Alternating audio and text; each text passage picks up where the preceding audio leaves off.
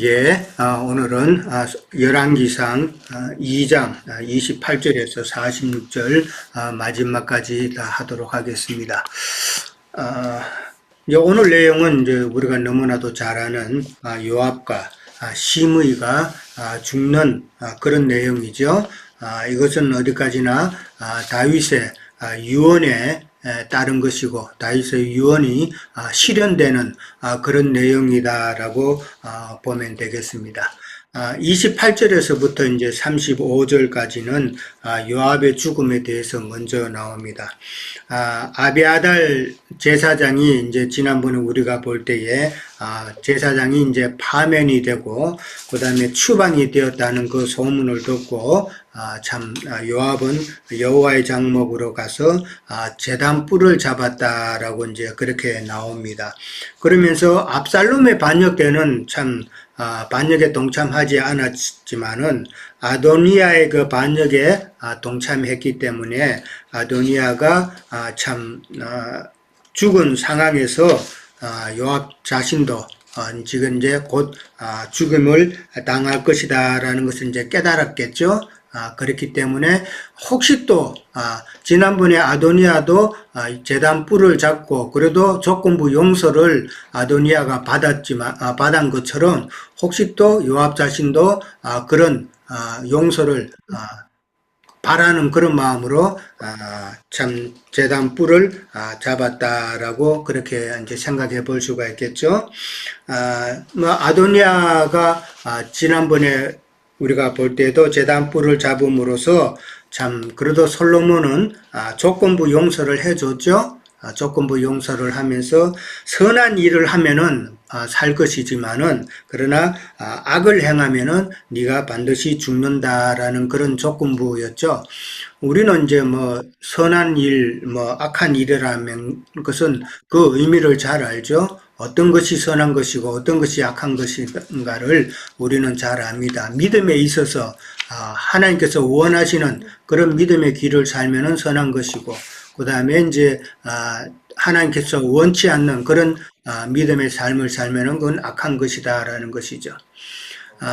얼마 전에도 참 세상 교계의 유명한 목사님의 설교를 우연히 제가 들은 적이 있는데 어떻게 하든지 간에 우리가 선한 일을 열심히 하자고 그런 설교를 하더라고요.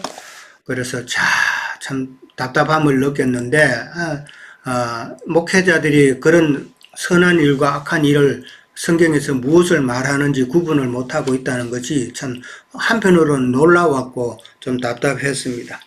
자, 반역의 수괴였던 아도니아가 이제 죽음을 당함으로써 이제 솔로몬은 그 동력자였던 요압과 시므이도 같이 이제 처리하는 그런 모습이 이제 오늘 본문 내용에 다 나오죠. 지난번에도 아도니아가 제단 뿔을 잡았다라는 말이 나왔었지만은 요압도 이런 제단 뿔을 잡았다라는 것은 그 제단 뿔이라는 것은 지난번에도 말씀드렸지만은 피 묻은 그런 제단 뿔이죠. 그냥 깨끗한 제단 뿔이 아니라 번제할 제물에 피가 묻혀 있는 제단 뿔이기 때문에 그 피는 예수님의 십자가의 이제 피이기 때문에 제단 뿔을 잡는다는 것은 십자가만 붙잡는 그런 열심내는 초보의 신앙이다라고 우리가 좀 나누었었죠. 그렇기 때문에 그런 신앙이기 때문에 오늘 요압도 보면은 내가 여기서 죽겠나이다라는 말이 나오는데 진짜 뭐 그런 마음으로 열심을 내고 신앙생활 하는 거겠죠. 거기에는 어디까지나 계시가 없는 깨달음이 없는 그런 신앙생활이기 때문에 어떤 기준이나 어떤 그 중심이 없는 거죠. 기준이나 중심이 없는 그런 신앙생활을 하다 보니까 이제 다른 게 이제 들어오게 되죠. 자기의 감정이나 자기의 주관이나 그 다음에 자기의 어떤 그 환경, 그 다음에 자기의 생각, 이런 것들이 다 참 그 신앙의 중심이 되어 가지고 좀 다른 방향으로 그렇게 신앙이 나가게 되죠. 그러니까 상당히 기복적인 그런 신앙, 그 다음에 감정적인 신앙, 그 다음에 또 충동적인 그런 신앙, 그 다음에 또 선동적인 그런 신앙이 참 많이 발생하게 되죠. 요즘에 이제 한국의 그 신앙인들의 그 모습을 보면은 상당히 어떤 면에서 보면 무속적인 한국의 그 옛날 그 무속 문화가 한국 사람의 그 생활에 그 영향을 미쳤기 때문에 신앙도 그런 무속적인 그런 신앙이 상당히 많이 참 함유가 되어 있다라고 그렇게 볼 수가 있겠습니다. 그러니까 그런 사람들은 잘못 이해를 해서 한번 내가 구원을 받았으니까 나는 이제 영원한 구원받은 것으로 그렇게 착각하죠. 그것뿐만 아니라 이제 나는 이제 예수 믿고 이제 예배당 다니니까 참 나에게는 심판이 없다라고 그렇게 착각하는 그런 모습들을 많이 보게 되죠. 그러면서 이제 다윗은 이전에 솔로몬에게 유언으로 말할 때 네 지혜대로 그렇게 요압과 시므이를 참 편하게 엄부에 내려가지 못하도록 그렇게 하라고 유언을 했었죠. 솔로몬은 오늘 본문 가운데서도 나왔지만은 요압을 죽이는 이유가 그가 까닭 없이 피를 흘렸다 하면서 아브넬과 아마사를 죽인 것을 다시 한번 언급을 합니다. 그러니까 요압에게 있어서 가장 큰 잘못은 아브넬과 아마사를 죽인 것을 계속 지금 이야기하고 있거든요. 그러면은 아브넬과 아마사를 죽인 일이 이게 요압이 크게 잘못한 것이다라는 것을 우리가 생각해 볼 수 있는데 거기를 이제 아브넬과 아마사에 대해서 좀 더 살펴보려고 합니다. 사무엘하 3장 29절에 보면은 우리가 다 나누었지만은 아브넬의 죽음으로 인해서 다윗이 요압에 대해서 저주하는 그런 내용이 나오죠. 아브넬이 죽었을 때 다윗이 상당히 슬퍼하면서 그렇게 요압을 저주한 그런 내용이 사무엘하 3장 29절에 나옵니다. 거기에 보면은 그 죄가 요압의 머리와 그의 가문에 있을 것이다 라고 그렇게 이야기했죠. 그의 가문이라는 것은 요압의 신앙을 따르는 그런 믿음의 후손들이겠죠. 그러면서 그 가문에는 백탁병자가 많을 것이라고 그랬죠. 백탁병자라는 것은 유출병 환자죠. 유출병 환자가 많을 것이고 나병 환자가 또 많을 것이다. 나병 환자는 교만한 자들이라는 것이죠. 예. 오늘날 세상 교계의 이 목회자들이 얼마나 교만합니까? 예. 저는 제가 가게를 하면서 주로 상대하는 사람들이 목회자들을 많이 상대하거든요. 참 교만한 게 많이 저는 느낍니다. 평신도 말은 들으려고 안 해요. 자기는 목사다라는 그런 교만함이 꽉 차 있고, 그 다음에 지팡이에 의지하는 자가 그 가문에는 많다 그랬는데, 이 땅만 바라보는 생활이죠. 세상 것만 바라는 그런 생활을 할 것이고, 그 다음에 칼에 죽는 자가 많을 것이다. 이 칼에 죽는다라는 것은 진리 싸움을 할 때에 그들은 그들의 내세우는 주장하는 것은 하나님의 그 진리에 다 패할 것이다 라는 것이죠. 진리 싸움에서 질 것이다 라는 것이고, 그 다음에는 양식이 떨어진다라고 그랬습니다. 이 양식은 생명 양식이죠. 진리의 공급이 전혀 이루어지지 않는다라는 것을 다윗은 요압을 저주하면서 이렇게 이야기를 했습니다. 이런 모습들은 결국은 오늘날 세상 교계의 모습을 보면은 똑같죠. 세상 교계의 모습이 지금 요압의 가문에 저주가 내린 이 상황과 너무나도 똑같다라는 것을 한 번 더 생각해 볼 수가 있습니다. 아브넬이 죽었는데, 요압이 죽였는데, 사실은 아브넬은 다윗과 이제 연합을 하려고 했잖아요. 사울에게서 이제 떠나서, 북이스라엘의 모든 열지파를 다윗에게 인도하고 자기도 이제 다윗에게 연합을 하려고 하는 그런 상황에서 요압이 아브넬을 참 죽인 것은 자기의 욕심 때문이다라고 이제 그렇게 이야기를 했는데, 이것은 우리가 다른 각도에서 보면은 아브넬로 상징이 된 하나님의 백성들이 지금 예수 그리스도께로 오는 것을 지금 요압이 막았다라는 그런 것으로 이해를 해볼 수가 있겠죠. 그러니까 지금 많은 하나님의 백성들이 예수 그리스도 앞으로 나가야 되는데 이 요압이라는 작자가 세상 목회자라는 사람들이 지금 그 길을 예수님께로 가는 그 진리의 길을 다 막고 있다라는 그런 의미죠.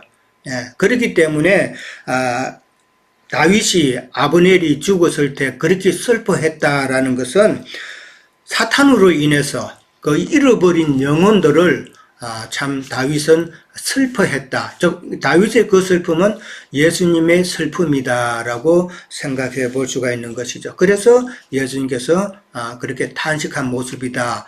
다윗을 통해서 우리는 그렇게 생각해 볼 수가 있습니다. 그 다음에 이제 아마사 같은 경우는 아마사를 죽이는 내용이 사무엘하 20장 9절에서 10절 거기에 나오죠. 거기에 보면은 요압은 아마사를 죽이려는 마음의 계획을 세우고 아마사에게 입맞추는 척 하면서 칼로 그를 찔러 죽였다라고 그렇게 나옵니다. 입맞추는 척 하면서 그렇게 찔렀다라는 것이죠. 입맞춘다는 표현은 우리가 잘 알고 있죠. 우리가 듣는 같은 신앙생활을 하면서 같이 듣는 그 말씀에 서로 아멘으로 화답하는 것이 서로의 입맞춤이다라고 그렇게 하지만은 그러나 지금 이 요압은 아마사에게 가짜 입맞춤을 시도했다라는 것이죠. 진짜 입맞춤이 아니라 가짜 입맞춤으로서 가짜 입맞춤을 한다는 것은 결국은 그 말씀을 가지고 자기가 아멘했던 그 말씀을 가지고 역이용을 한다라는 것이죠. 역이용을 해서 결국은 나중에 자기의 그 유익을 위해서 자기의 욕심을 채우는 행위를 하게 된다라는 것이죠. 가룟 유다가 그랬죠. 가룟 유다가 예수님께 참 새벽에 입맞추면서 참 군병들에게 예수가 누군가를 알려줬잖아요. 그러니까 그런 입맞춤은 가짜 입맞춤이죠. 가짜 입맞춤이고 결국은 가룟 유다는 반역을 했다라는 것이죠. 예.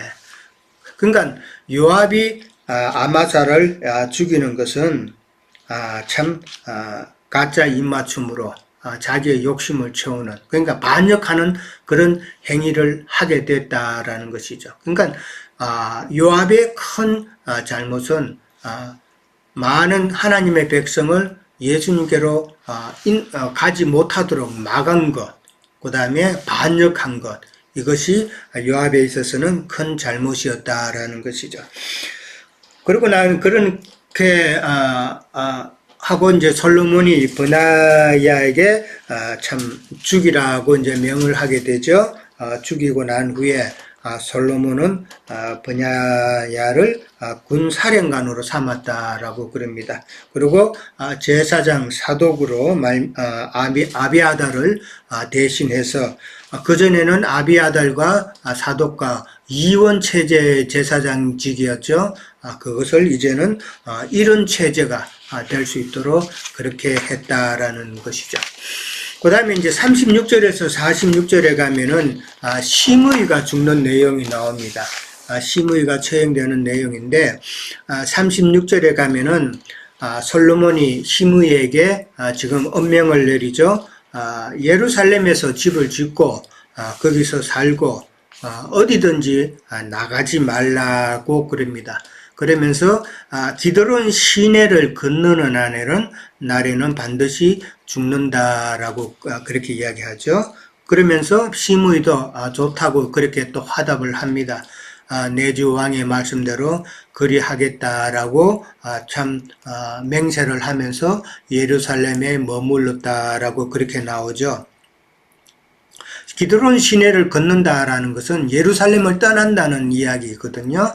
기드론 시내가 바로 예루살렘의 경계 아니기 때문에 그 기드론 시내를 떠난다는 말은 예루살렘을 벗어난다라는 그런 말입니다. 근데 이제 다윗이 유언을 했죠. 요압도 마찬가지고 시므이도 그의 백발이 피 가운데 서울에 있게 하라라는 그런 유언을 남겼죠. 그러니까 반드시 죽여야 할 자다라는 것을 이야기를 했는데, 그래서 이제 요압도 이제는 죽었고 아도니아도 죽었고 이제는 이제 시므이만 남은 상태에서 시므이도 참 솔로몬이 죽이고자 하는 그런 내용이죠. 그러니까 시므이가 3년 지금 오늘 보면 3년 동안 이제 예루살렘에 있었다라고 나오는데, 시므이가 예루살렘에서 평안하게 그렇게 노후를 보내는 것은 이건 하나님의 공의가 아니다라는 것을 우리는 생각해 볼 수 있죠. 다윗도 그렇게 유언을 남겼고, 그 다음에 다윗을 그렇게 아주 좀 독한 말로 저주한 그 죄악은 우리는 또 어떤 의미로 참 대가를 치러야 된다라는 것이죠. 시므이의 그 행위는 결국은 교회를 비진리로 어지럽히고 참 앞선 인도자를 모함하고 하는 그런 내용들이다라는 것이죠. 시므이에 대해서는 그러니까 결국은 지금 솔로몬이 시므이를 죽이고자 이제 사실은 작정을 한 거죠.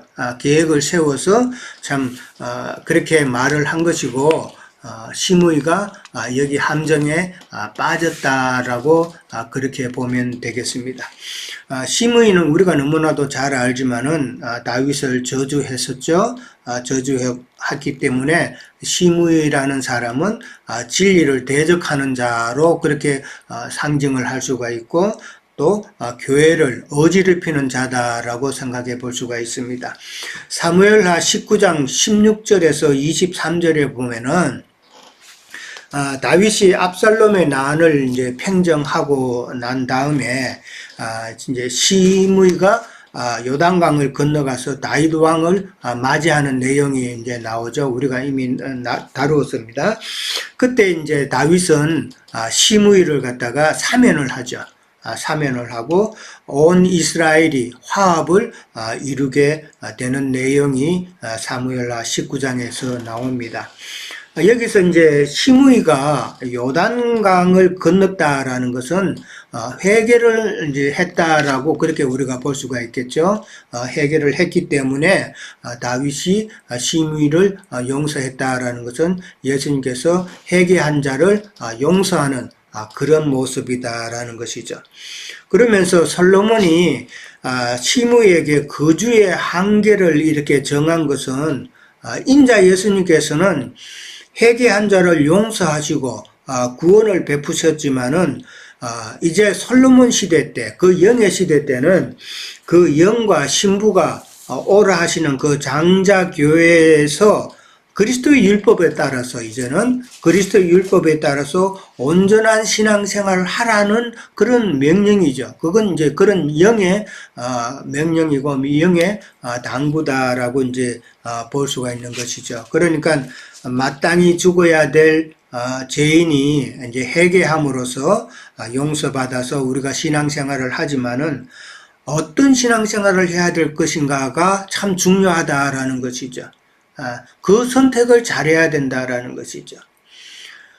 우리가 어떤 사회생활도 보면은 어떤 뭐 ABC가 있다라는 그런 말을 하죠.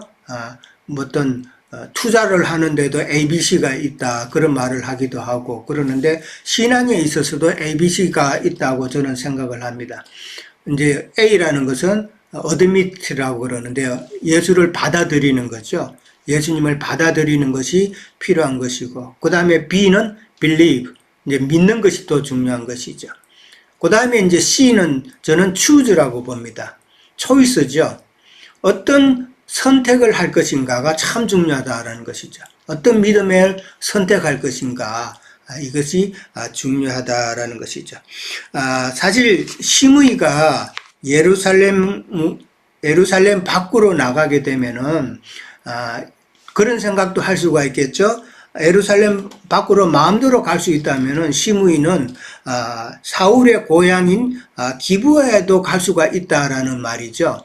그러면 사울의 고향이었던 기브아에 자주 가게 되면은 거기에는 또 반역의 세력들이 또 모일 수 있게 되는 그런 찬스가 생기죠. 그렇기 때문에 참 그렇게 되면은 또 민심의 동요가 일어날 수도 있기 때문에 예루살렘 밖으로는 그런 면에서도 나가지 못하게 한 것도 있지만은 그러나 영적인 의미는 우리는 생각을 해봐야 된다라는 것이죠. 그러니까 어떤 면에서 보면은 예루살렘은 시므에게 있어서는 도피성이죠. 예. 예루살렘을 밖에 나가면은 이제 죽으니까 어떤 면에서 보면은 예루살렘이 시므에게는 도피성이다라는 것이죠. 자, 그런데 이제 본문에 보면은 시므의 두 종이 가드 왕 마아가의 아들 아기스에게로 도망갔다라고 이제 그렇게 나옵니다. 그러니까 또 누가 아기스에게로 두 종이 그렇게 갔다고 이야기하고 그러면서 시므이가 종을 찾으러 가서 다시 또 데려옵니다. 그 데려오는 그 모든 것을 다 알고 또 누가 솔로몬에게 바로 또 이야기를 하죠. 그러니까 즉시로 솔로몬이 시므이를 소환을 하는 내용이 나옵니다. 이 내용, 요 구절을 조금 자세히 생각해 보면은 솔로몬은 이미 덫을 놔놨잖아. 예루살렘 밖으로 나가지 말라고. 그렇게 이야기하고 지금 3년 기간 동안 그냥 두고 본 것이죠. 그러면서 참 감시를 하고 있었다라는 것을 알 수 있잖아요. 뭐 시므이가 나간 거 그거 신경 안 쓰면 그건 누가 알겠습니까? 근데 이게 적시로 이렇게 참 누가 고자질하고 누가 또 고자질하고 이런 것을 보면은 솔로몬은 사람을 시켜서 시므이를 감시 감독하도록 그렇게 딱 했다라는 것을 알 수가 있죠. 그래서 이제 43절에 가면은 네가 어찌하여 여호와를 두고 한 맹세와 명령을 지키지 않았냐고 크게 추궁을 합니다. 참 이런 추궁은 왜 네가 약속한 대로 예루살렘에 거해야 되는데 예루살렘에 거하지 않았냐라는 것인데 결국은 이제 예루살렘은 참 장자교회를 상징하잖아요.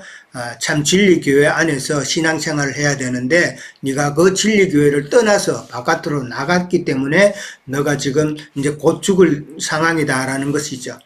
이런 내용은 마치 그리스도의 심판대에서 지금 예수님께서 추궁하는 그런 내용이 아닌가 생각해 볼 수가 있겠죠. 만약에 세상 교계에서 진리의 그 법대로 신앙생활을 하지 않은 사람에게는 네가 왜 예루살렘에서 진리교회 안에서 진리로 신앙생활을 하지 않고 네 마음대로 예루살렘 밖을 나갔느냐라고 추궁하시겠죠.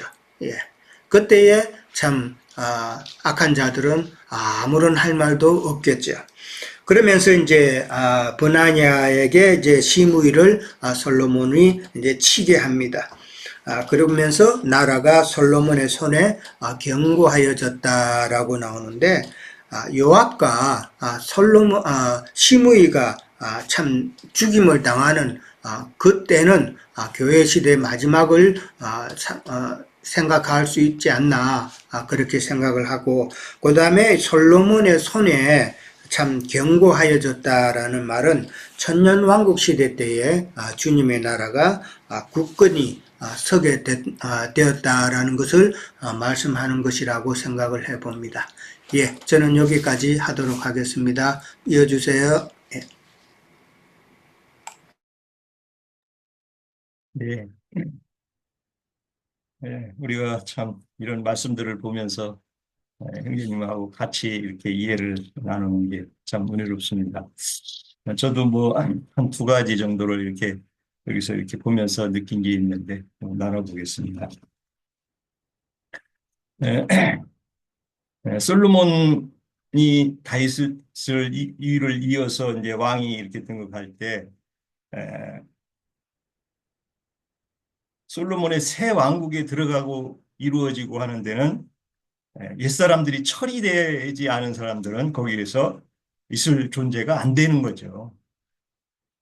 뭐 우리가 대표적으로 그 아도니아가 이제 처리되고 우리 형제님 증거해 주셨듯이 요압과 시므이가 이렇게 또 처형이 되는데 음, 그 옛성품을 그대로 처리되지 않은 사람들의 어떻게 뭐 우리 솔로몬 왕국에 거기에서 존재할 수가 없는 것이죠. 당연히 그들은 성령을 거스르는 자들이고 또 에, 솔로몬 왕국에 해가 되는 자들이죠.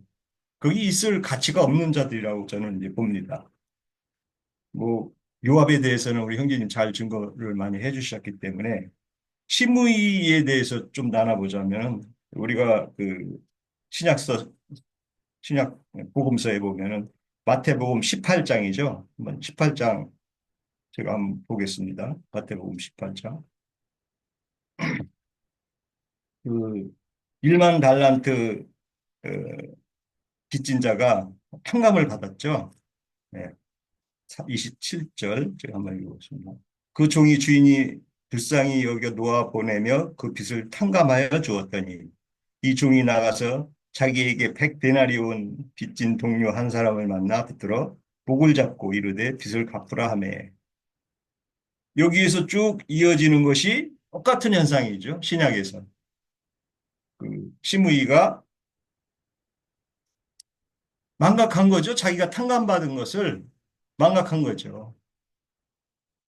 자기 목숨을 어, 용서받았는데 자기한테 그 두 종이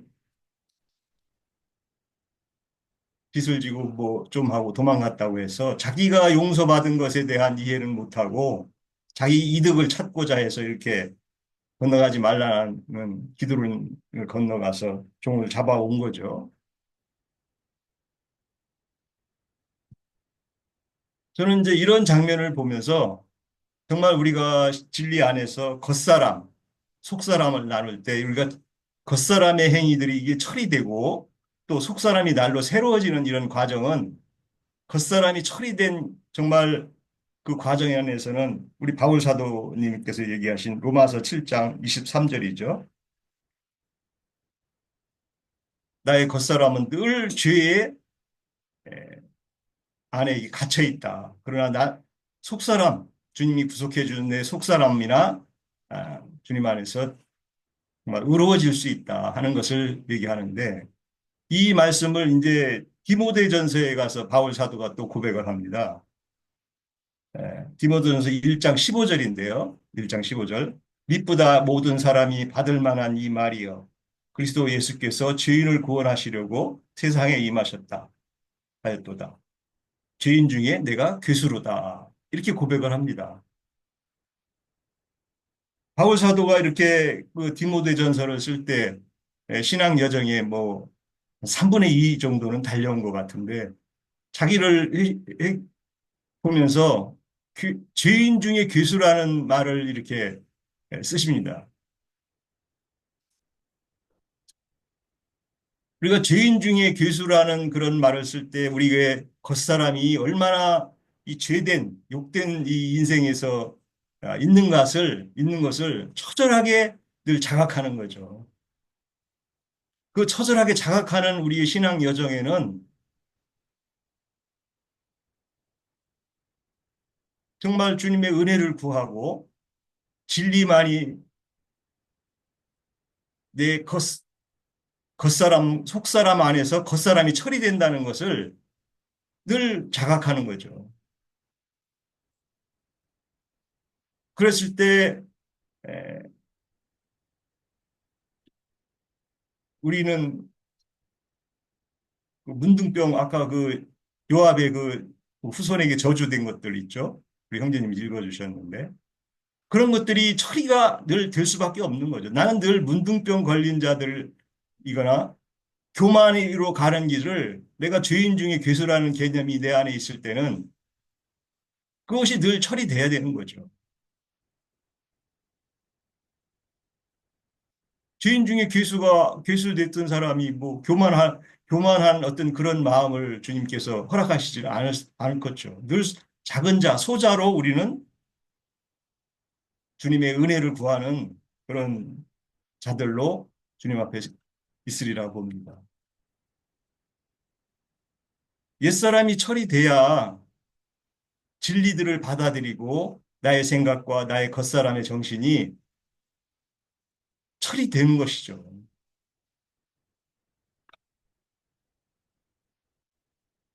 우리가 주님을 진짜 알게 될 때 늘 저도 저의 겉사람을 보면 저는 뭐 간혹 고백을 한다면 내 죄는 정말 하늘에 닿다 하는 그런 의식 속에서 예수님을 만났는데 그런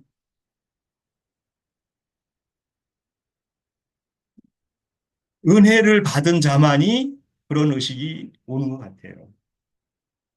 나 같은 사람에게 어떻게 주님의 이런 우주의 주인이신 분이 내 안에 오실 수가 있나 하는 그런 생각을 이렇게 짚어보면 참 벅찬 감격이 늘 있죠.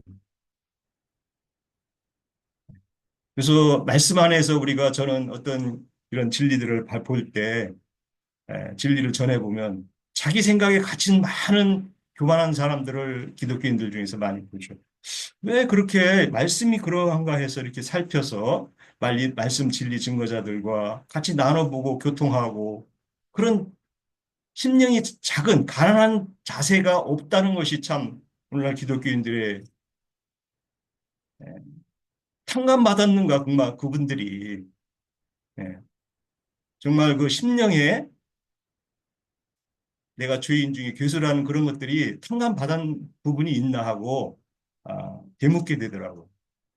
그래서 가끔 우리 장로님들도 정말 거듭났는 자들인가 하는 의아심들을 많이 이렇게 피력을 하시는데 정말 거듭나야죠. 거듭나서 거듭난 자야만이 옛 성품이 처리되고 나의 생각은 늘 죄인이라는 것이 될 때 요압의 피가 내 인간적인 피가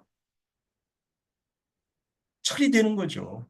그 주님의 피로 피바트로 된 교회 안에서나 우리가 자유함을 찾고 진리를 알아갈 때 기쁨이 온다고 보죠. 그래서 아까 우리 그 요압의 피는 그 후손에게로 간다, 자기에게로 간다, 자기 머리로 간다 이렇게 했는데 우리 겉사람의 피는 주님 안에서 처리되지 않으면 정말 그거는 자기가 세상 사람들이나 종교인으로는 자기가 스스로 의롭게 되려고 하다가 자기 피로 의로워지려고 하는 것이잖아요. 그게 주님의 그 명령하신 내 피를 마시고 내 살을 먹는 자가 아닌 것이죠.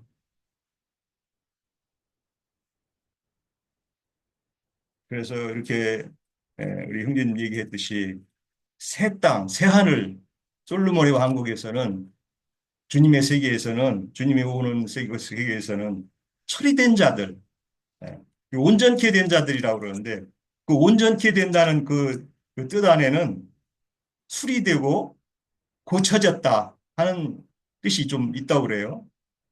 고쳐진 자. 기독교인들은 좀 고치려고 하거나 뭐 좀 이렇게 잘못된 신앙을 얘기해 주면 감히 뭐 이단이라고 하고 이렇게 대등을 많이 봅니다. 고칠 생각이 없는 거예요. 우리는 늘 주님 안의 진리 안에서 늘 고침받고 온전케 되는 그리고 가끔 그렇게 진리를 나눠보면 당신은 다 아냐고 그래요. 다 안다는 개념은 교만인 거죠. 그건 이제 당신 교만하다고 이제 이렇게 정책을 잡으려고 하는 질문들인데 우리는 달리는 날까지 다 모든 것을 통달할 수는 없겠죠. 그러나 온전케 된다는 것은 주님 안에서 고침을 잘 받아서 완성케 된다, 완전하게 된다는 그런 의미가 있다는 것이죠. 늘 부족한 자로 젖이나 먹고 그런 자와 수리되고 깨끗하게 된 자, 주님의 그리스도의 옷으로 옷 입은 자들은 주님 앞에 당연히 상을 받는 자들이 되겠죠. 그래서 참 우리가 신앙 여정에는 이렇게 어떻게 심판으로 끝나는 그런 옛사람과 새 사람으로 새 왕국에 참여하는 우리 지체들이 되기를 같이 나누면서 마치겠습니다. 예, 또 이어주시죠. 네, 오늘 그 열왕기 이제 마무리 2장 마무리 편에 보면 이제 그 두 인물이 등장을 해요. 요압과 시므이인데 그 저는 이제 그 요압이라는 인물이 다윗의 왕국을 건설하는데 지대한 영향을 미쳤고 요압이 없었다라면 다윗 왕국이 이렇게 어떻게 건축되었을까 하는 것을 이제 좀 생각을 해보게 돼요. 그러면서 다윗에게 요압이라는 인물을 하나님은 왜 붙여서 이렇게 일하셨을까 이런 걸 생각을 해보면 분명히 요압은 그 다윗에게 큰 힘이 되었고 위기 때마다 이렇게 위기를 이렇게 함께 이렇게 극복한 인물이에요. 어, 그런데 이제 그것이 결국은 이제 겉으로 드러나는 것은 분명히 왕국의 어떤 큰 기여인데 그 어떤 요압이 행한 어떤 그 속내가 어떤 것인가 이런 것들을 보면 이제 예, 결국이 이제 이렇게 요압의 어떤 결말로 이렇게 이어지는 것을 우리가 볼 수가 있는데 저는 이제 어, 다윗에게 요압이 있는 것과 같이 우리 각자에게는 어떤 요압이 있는가. 그러니까 요압이 없었다라면 다윗이 온전한 어떤 구원을 이룰 수 있었을까 이런 생각도 하게 돼요.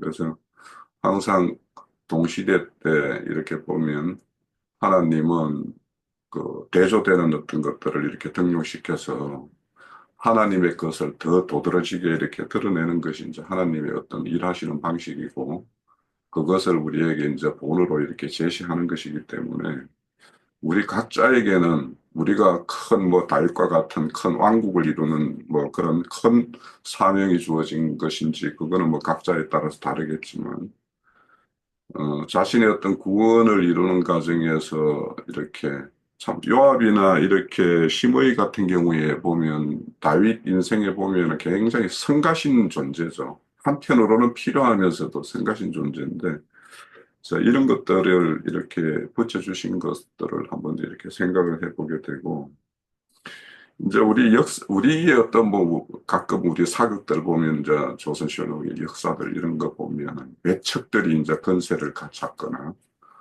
이제 이렇게 실세를 이렇게 역할을 하죠. 그런데 이제 친족들은 이제 권력을 두고 암투를 벌이고, 왕권을 가지고, 그런데 이제 여기 요압 같은 경우는 이제 이복 누이의 아들이에요. 그러니까 조카죠, 다윗으로 보면. 그런데 이제 그런 어떤 처음은 요압이 이렇게 선한 것으로 시작을 했겠죠. 사울도 역시 이제 그래 했던 것처럼.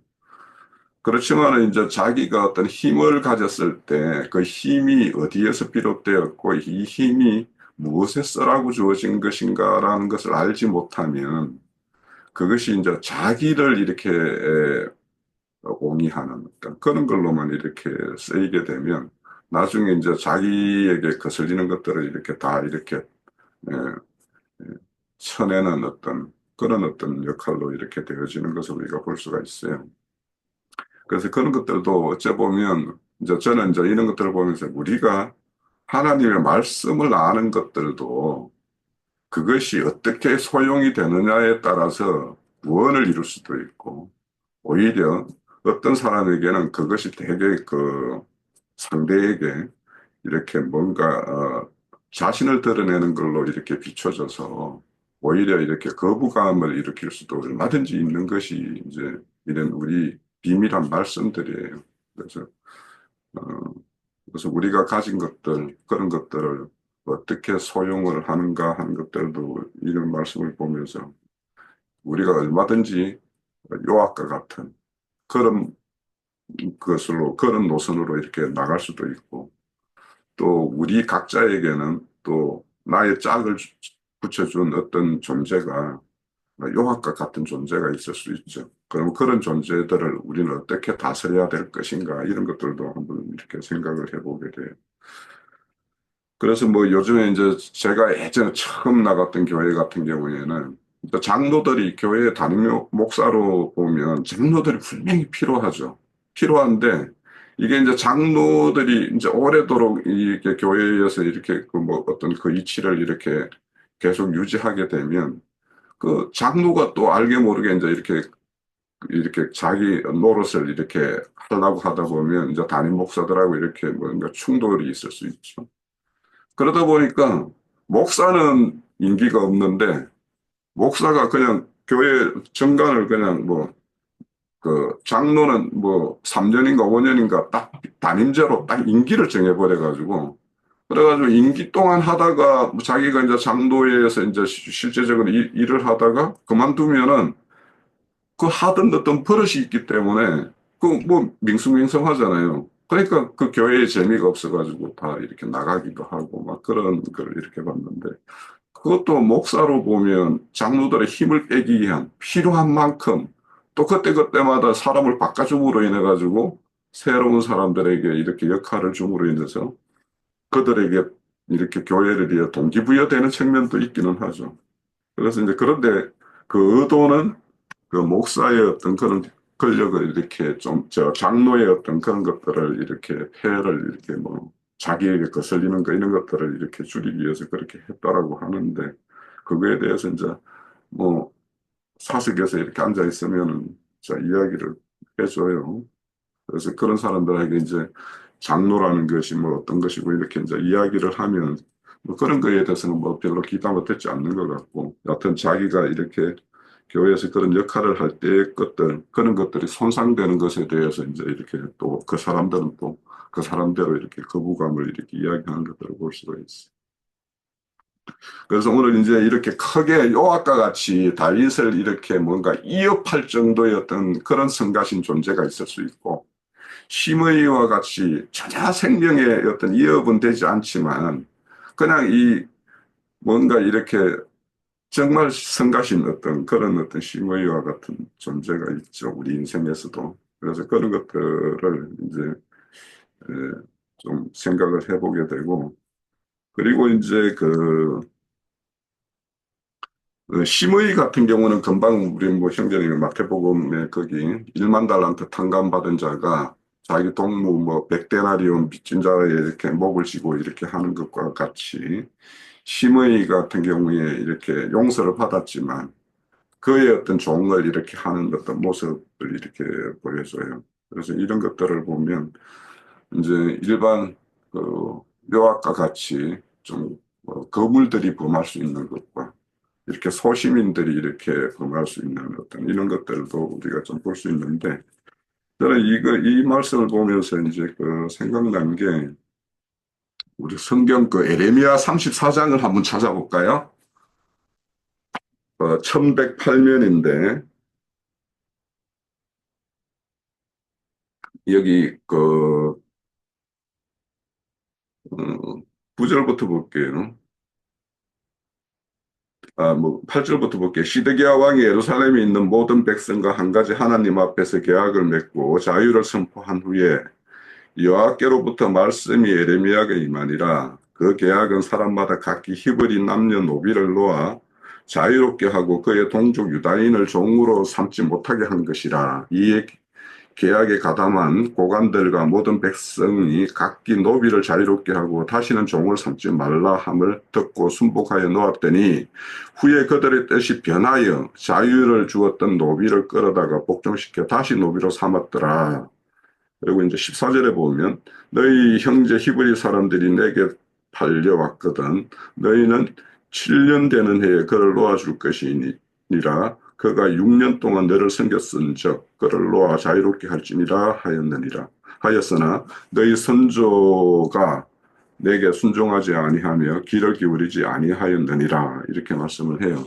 그러니까 이제 우리 스스로가 제 종노릇 하였다가 하나님에 의해서 이제 이렇게 풀린 자가 되었는데, 우리가 이제 제 종로로 하는 자들, 이런 자들을 이렇게 풀어내는 어떤 일, 이런 것들이 이제 우리에게 있는가 하면 또 우리에게 이렇게 성가시게 하는 어떤 그런 존재들이 있을 때 이런 존재들을 이렇게 아까 형제님이 이렇게 뭐 예루살렘 경계에 이렇게 심의가 가하도록 하는 거 그러니까 그거는 이제 용서받은 자들이 어떤 한계에 이렇게 교회의 울타리 내에 이렇게 거해야지 그 용서가 이제 계속 되어지는 것이고 그에게는 이제 생명이 보존되는 것이고 하는 것인데 심의 같은 경우에는 이렇게 자신이 용서받은 것에 대해서 동무에 대한 어떤 그런 그 동정치 못하는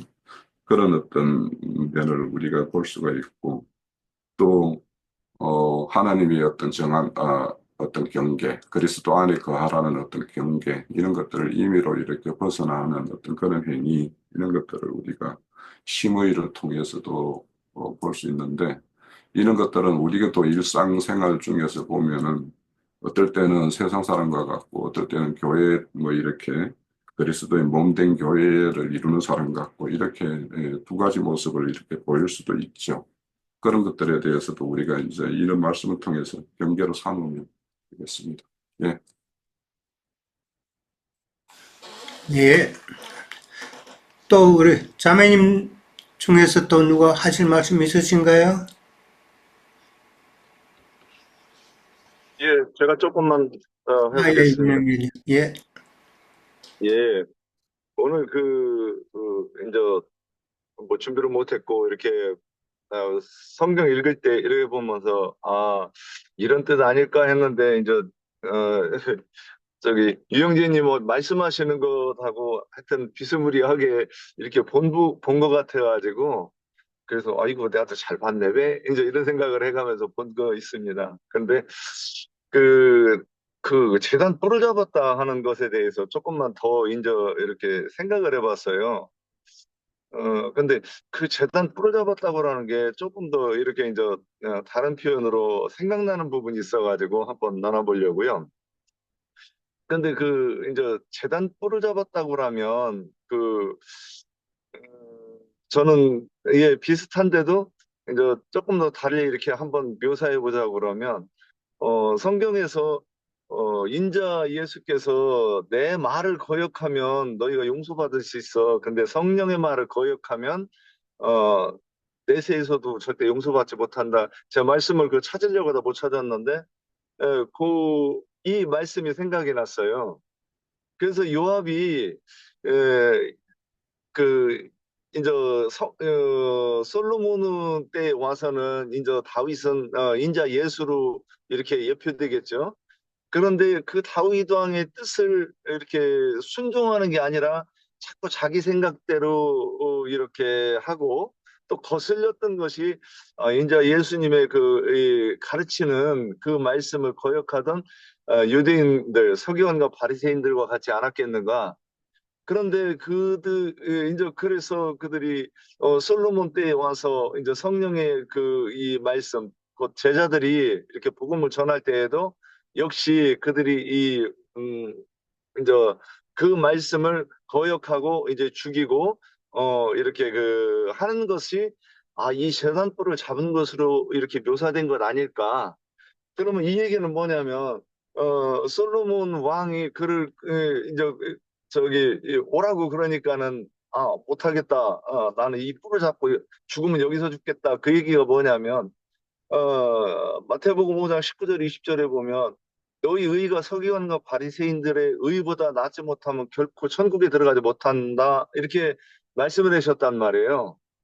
근데 여기서 자기 그러니까 율법의 예, 서기관들과 바리새인들이 내세우던 그 율법의 의로, 내가 이거를 붙잡고, 그래서, 그러니까 거기서 뿔이라고 그랬는데, 뿔은 권능을 상징한다고 이렇게 말씀하셨는데, 그러면 율법의 권능을 가지고, 내가 옳은 것 아니냐. 지금 이렇게 이제 오히려, 이 재판정에서 나는 떳떳이 이것을 주장할 것이다. 그리고 나를 잘못했다고 해도 나는 그거 인정 안 해. 이런 것이 어떤 그 재단의 뿔을 잡는 것으로 이렇게 묘사된 것 아닌가. 이렇게 좀 감동이 돼서 한번 나눠봤습니다. 예, 여기까지입니다. 예, 감사합니다. 네, 또 다른 분 없으세요? 제가 조금, 예, 어, 저는, 어, 이 말로 인해서 지금 요압도, 시므이도, 시므이는 약속을 지키지 않았고, 요압은 말로 인해서 지금 죽은 것이거든요. 아도니아는, 어, 그 사람도 말로 인해서 아비삭을 구해서 죽은 거잖아요. 그래서 저는 좀 이것이 조금 이렇게 좀 와서 받는 것이 아도니아하고 요압은 그때 저기 아비삭을 그 바세바가 솔로몬 왕한테 아비삭을 아도니아가 구했다고 했을 때 그럼 나의 형이니 나를 위하여 왕권도 구하옵소서 또 수르야의 아들 요압을 위해서도 구하옵소서 이렇게 같이 묶어놓고 말을 했단 말이에요 솔로몬이. 그래서 그런데 그 요압이 이제 솔로몬 왕이 되었을 때면 요압께로 와야 되는데 그 29장에서 보면 여호와의 아들 분하야를 보내며 이르되 너는 가서 그를 치라 했을 때 분하야가 이르되 왕께서 나오라 하시느니라 했을 때 그가 대답하되 아니라 내가 여기서 죽겠노라. 그러면 죽여라 했잖아요. 그래서 우리가 이 세치 혀가 사람을 죽이고 살리는 그런 것이 있구나. 우리가 말로 인해서 죽고 말로 인해서 세상에서도 말 한마디에 천냥빚을 갚는다고 했는데 요압이 얼마나 교만하면은 내, 그냥 내가 여기서 죽겠노라 한 거예요. 그러면 솔직히 죽고 싶어서 죽었겠는가? 좀 이런 생각이 들어요. 그냥 질러보는 말이 아닌가? 그리고 굉장히 교만하다고 좀 느껴져요. 솔로몬 왕이 설마 나를 죽일까? 이런 좀 생각이 좀 들어요. 우리가 어떤 말을 하면은 그냥 지르는 말이 있어요. 저도 이제 되지도 않는데 객기 부리는 거죠. 이제 이게 객기를 지금 요압이 내가 여기서 죽겠노라 이제 그러니까 그의 말과 같이 하여 그를 죽여 묻으라 했거든요. 그래서 말로 인해서 요압은 죽었고 아도니아는 좀 가서 겸손하게 좀 있어야 되는데 아비삭을 구해서 또 죽었고 시므이는 이 36절에 보면은 시므이가 왕께 대답하되 이 말씀이 좋사오니 내 주의 왜 내 주왕의 말씀대로 종이 그리하겠나이다 하고 약속을 했단 말이에요. 근데 이제 이 기드론 시내를 건너는 때는 어떤 사람이 두 번이나 나와요. 그러면 아까 이제 형제님, 유형제님께서도 이제 어떤 사람을 이제 거기다가 이제 또 묻어놨던지 이제 그런 소식을 알려달라고 했을까 싶 저는 이제 어떤 사람은 그 이제 여기서는 어떤 사람이라고 했는데 제가 조금 이렇게 좀 아리송하긴 한데 어떤 사람이 영감으로 그 주님 저기 이걸 알게 하지 않았나? 응? 다 주님 안에서 영으로 모든 것을 볼 수 있는 거니까 네가 어디를 가도 내 시야에 벗어나면 내가 너를 안다. 그런 생각이 좀 들어요. 그 어떤 사람이 그두 번을 나왔단 말이에요. 왜 하필이면 어떤 사람이 그럴 때 이렇게 알게 하겠는가? 응? 이 가드에 갔을 때도 어떤 사람이 또 데리고 왔을 때도 어떤 사람이 그래서 주님이 죽이기로 작정을 했는데 기회를 못 찾았는데 주님 그 안에 영감으로 이걸 좀 영안의 눈에서 좀 봤지 않았을까? 그랬을 때, 그, 여기서 42절에 보면은 내가 밖으로 나가서 어디든지 가는 날에는 죽음을 당하리라 하지 아니하였느냐. 너도 내게 말하기를 내가 들은 말씀이 좋으니이다. 이게 이제 먼저 했거든요. 그 말씀이 좋겠다고 하면서 자기는 안 나갈 거라고 하지만 사람이라는 게 우리가 사는 동안에 그 말을 지킬 수가 있어요. 이 혀가. 하지만은 지킬 수가 없는 것을 우리는 이 인생을 살아가면서 알잖아요. 저도 이 가정을 보면서 어저께 했던 말을 오늘 뒤집을 때가 있어요. 그럴 때 되게 주님한테 아주 진짜 간담이 서늘하게 혼날 때도 있어요.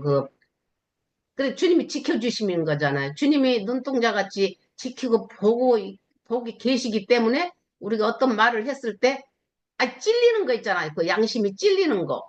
근데 이제 시므이는 그거를 그냥 아무 적이 없이 했단 말이에요. 하고 자기 종이 갔으니까 요놈을 내가 데리고 와야지. 가서 끌고 와야지 했는데 그게 저 죽을 짓이었잖아요. 그래서 이걸 보면서 말씀이 저는 좀 많이 깨닫지는 못하지만 그게 와서 닿는 게 우리가 이 세상에 살면서 주님 안에 살면서 이 말이라는 것은 함부로 할 수 있는 게 아니구나. 이게 말로 인해서 내가 죽고 사는구나.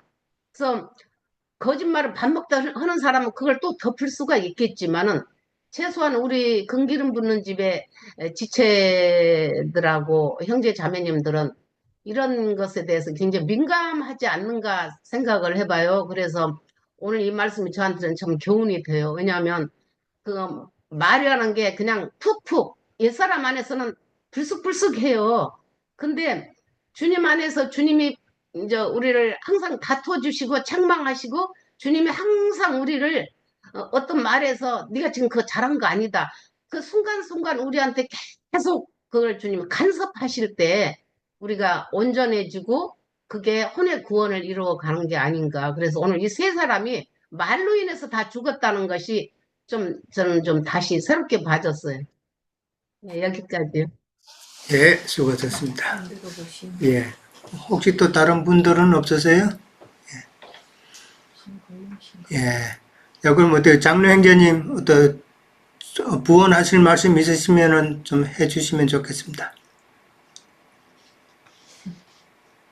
네, 오늘 그리스도 심판 때라고 하는 신약성경 고린도후서 5장 10절 말씀을 모형으로 보여주는 그리스도의 심판 때 이야기를 읽었어요. 구약성경은 모형이니까 이것은 단심제이고 뭐 더 이상은 어디 상수하고 그런 게 없죠. 우리나라 요즘에 그 계엄령을 실패한 계엄령이죠. 그 때문에 이제 시끄러워가지고 헌법재판소에서 그것을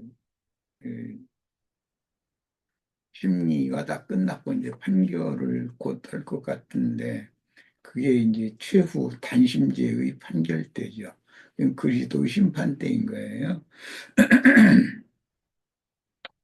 그런데 그리스도 심판대라는 것은 왜 단심제냐면은 공의와 공평의 판단, 그리스도의 그 진리대로 판단하는 그 판단은 그 누구도 불응하거나 거역할 수가 없는 완벽한 판단이다라는 뜻인 것이거든요.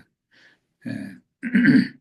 오늘 솔로몬이 이제 그리스도를 대표해서 하나님 아들 예수 그리스도를 이제 상징하는 사람이 다윗의 아들 솔로몬이기 때문에 즉 판결을 내리는 이제 말씀이 나왔어요. 그 중에 우선 우리 윤영재님이 제시했던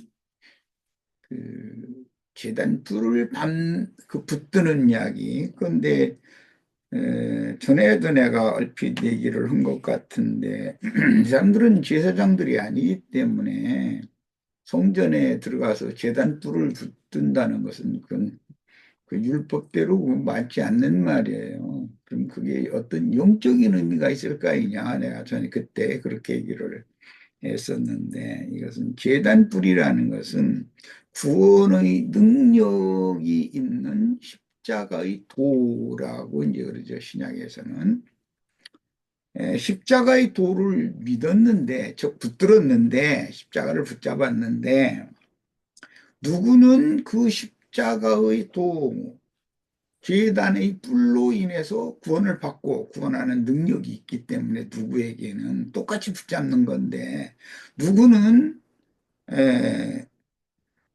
제단 뿔을 잡았는데도 죽는다. 그러면 그 십자가의 도라는 것을 누구는 바르게 믿었고 바르게 붙잡았고 누구는 잘못 붙잡았다. 지금 그 말이단 말이에요. 그것은 그 십자가로 말미암아서 오히려 그리스도 심판대에서 그가 믿던 십자가가 그를 구원하지 못하고 어, 오히려 심판을 받는 요인이 될 수 있다라는 것을 한번 생각을 잘 해보시기를 바래요.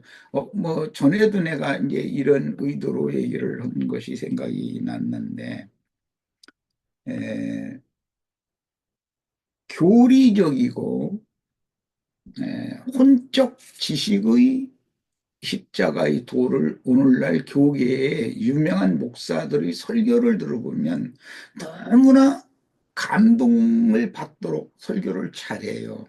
십자가의 도에 대해서. 그런데 그 십자가의 도가 자기는 구원을 받았는데 남을 정죄하는 도가 될 수 있도록 오용될 수 있다. 십자가의 도를 가지고 남을 정죄하는 그런 지식 말씀으로 오남용할 수가 있어요. 내가 지금 뭔 얘기를 하는지 우리 시청자들은 충분히 이해를 할 거라고 믿어요. 자신의 그 영적 생명의 체험, 나의 의지나 소원과는 상관없이 하나님의 불칼이 자신의 삶의 어떤 상황을 통해서 마음 가죽을 완전히 도려내는 영적 할례를 하늘로부터 직접 받은 사람인지 그냥 그걸 교리로 아는 사람인지는 다르다라는 거예요. 그리스도 심판대에서는 이게 진리대로 명확하게 판단이 될 거예요. 우선은 그걸 생각해 보시고, 그 다음에 우리 안자매님은 뭐 질르는 말을 한다 그런데, 안자매님은 그 내가 보기에는 우리 그 편영재한테 그 남편이니까 아무래도 편하니까 좀 지르는 말을 좀 가끔 했을 수도 있겠지. 누구한테는, 남한테는 지르는 말을 함부로 하기가 어렵죠. 주로 가까운 사람한테 그렇게 말을 하지. 그런데 힘을 가진 사람한테 내지르는 말을 함부로 했다가는 주먹이 날버리죠.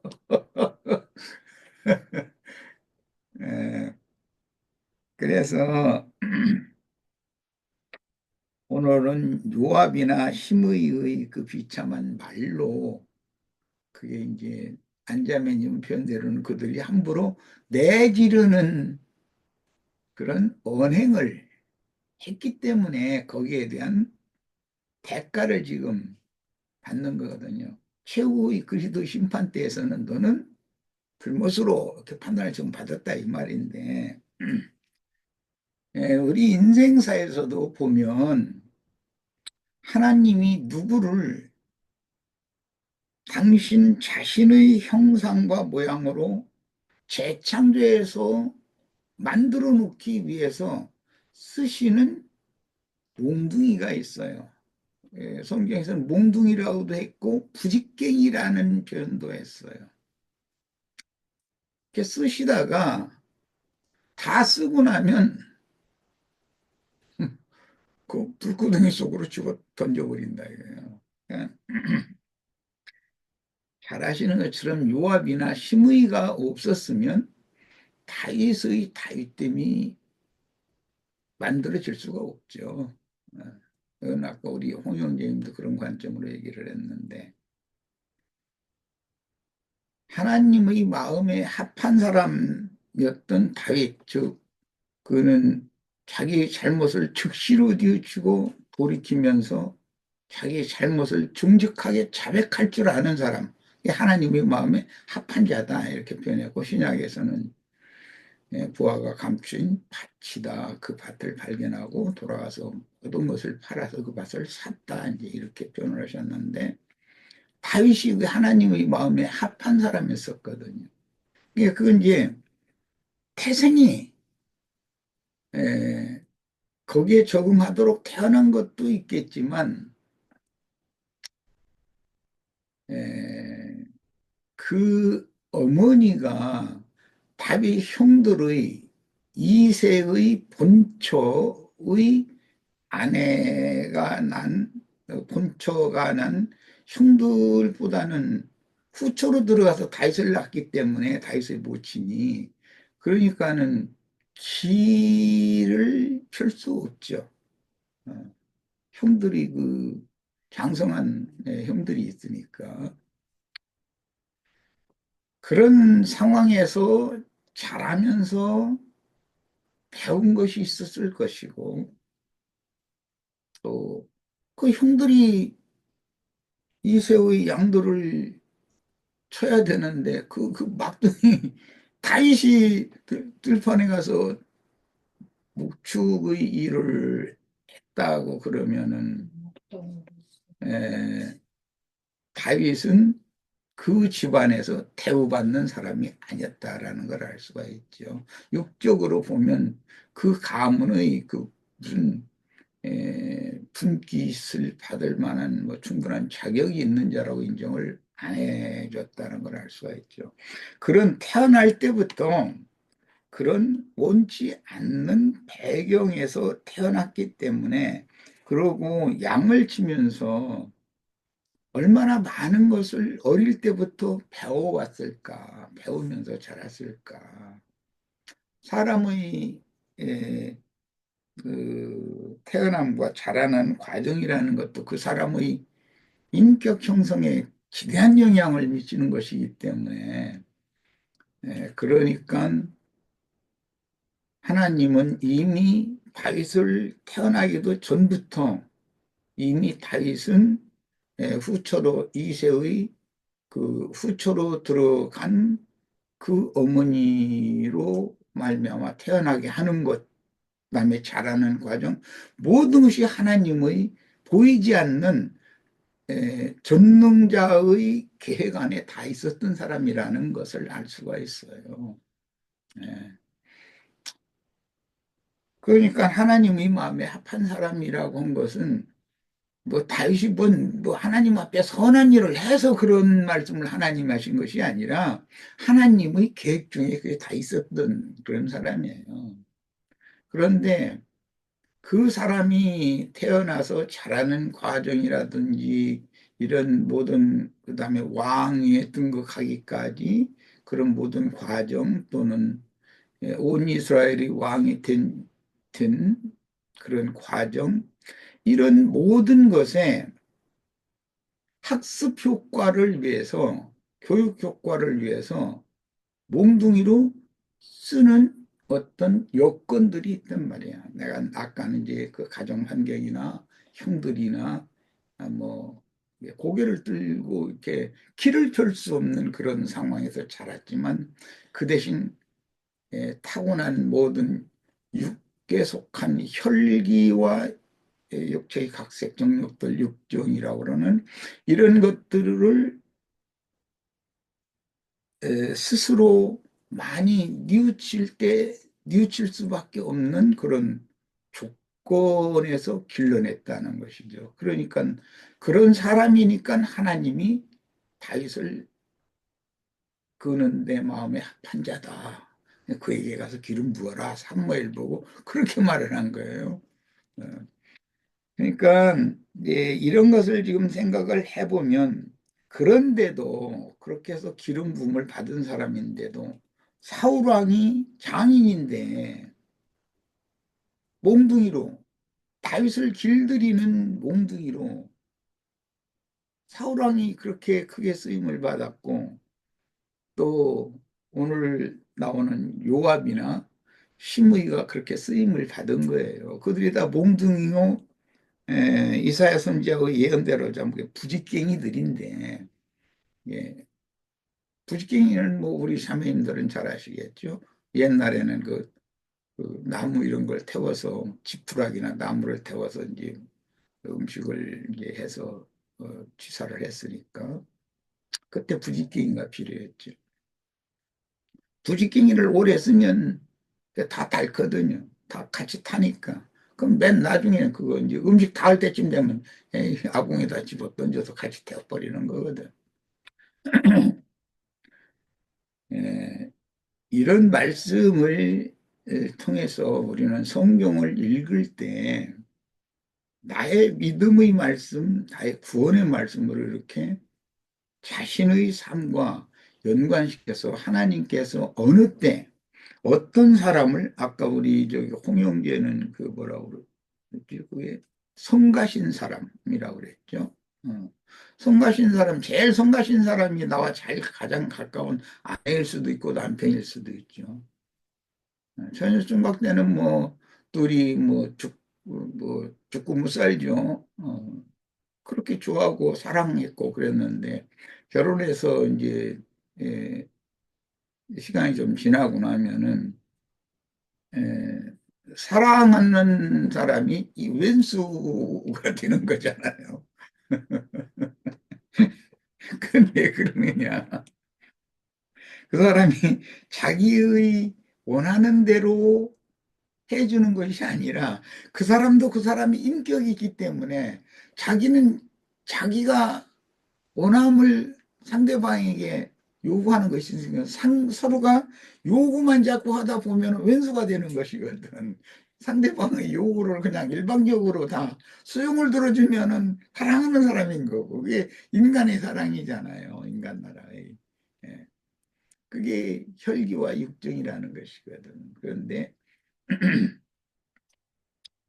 예, 그런 것을 완전히 제거하고 도려내고 속사람이 부활되게 하는 그 가족을 도려내버리고 부활 생명이 돋아나서 새 생명을 이제 완성하는 그런 말씀이 성경이기 때문에 오늘 이런 말씀 그리스도 심판 때라고 하는 말씀에 대해서 많은 생각들을 꼭 해보시기를 바라고 우리 지체들은 나보다도 더 합당한 말로 사람들을 이해시키고 설득시킬 수 있는 능력을 다 구비하기를 바랍니다. 나는 말재주가 별로 없어서 배움이 짧다 보니까 우리 뭐 홍영재나 이영재는 뭐 대학물을 먹어서 단어 사용을 하는 걸 보면은 아주 풍성해요. 근데 나는 배움이 짧다 보니까 단어를 사용하는 게 너무 부족해. 그래서 내가 내는 책 뭐 이런 걸 읽어보시면 아마 어떻게 이렇게 좀 더 풍성한 어느 목사들은 잘하던데 말이에요. 형제님 좀 어눌하다 이런 걸 많이 느낄 거라고 생각해요. 그래서 우리 지체들은 나보다 더 사람들을 만나면 잘 설득하고 이해시키고 해서 복음이 무슨 교리를 가지고 말장난하는 그런 것이 아니고 복음 전파라는 것은 생명을 사람들에게 예수님의 생명을 나를 통해서 이렇게 흘러가도록 해주는 것이 전도자의 사명이니까 잘 지혜롭고 충성된 종으로 크게 쓰임 받으시기를 바랍니다. 예, 마칩니다. 예, 감사합니다.